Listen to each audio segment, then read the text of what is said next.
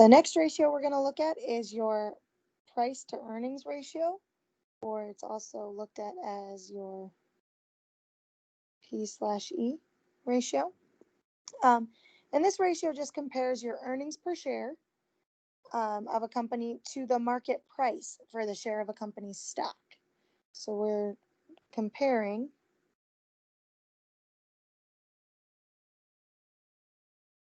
the earnings per share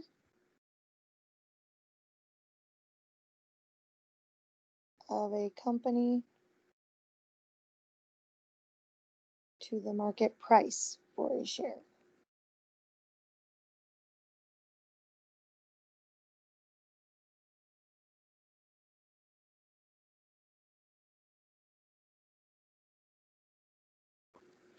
So when we actually put in the formula, we're going to have, this is divided by, I forgot to put those in there, didn't I? We're going to have our market price per share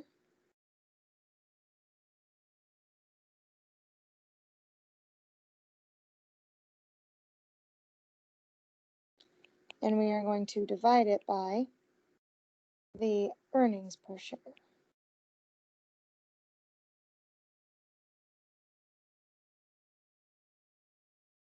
So when we look, we've got to figure out, well, where do we find our market price? Because market price is not in your revenues or your expenses, so it's not on your net income statement or your income statement. It's not in your assets.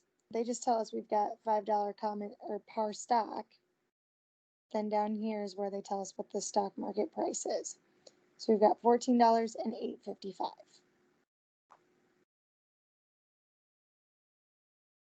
So $14 in year 2 and $8.55 in year 1.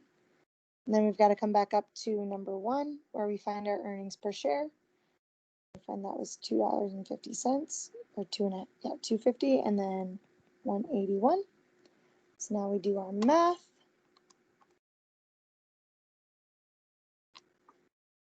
Should get in year 2, the price to earnings ratio was about 5.6.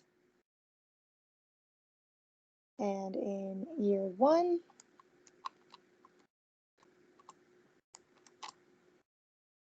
should be about 4.72.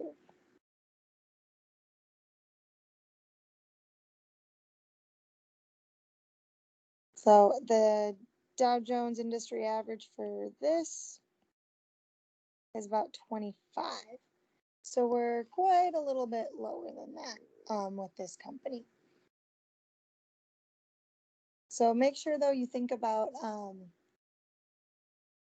you don't, when you're looking at stock investments, if you don't want to just look at the market price or the earnings per share, because sometimes you'll see that, oh, one of these gives me a lot more money back, but it might be because the market price is a lot higher. So that's why we use the price earnings ratio instead of just looking at what the market price is or what the earnings per share is.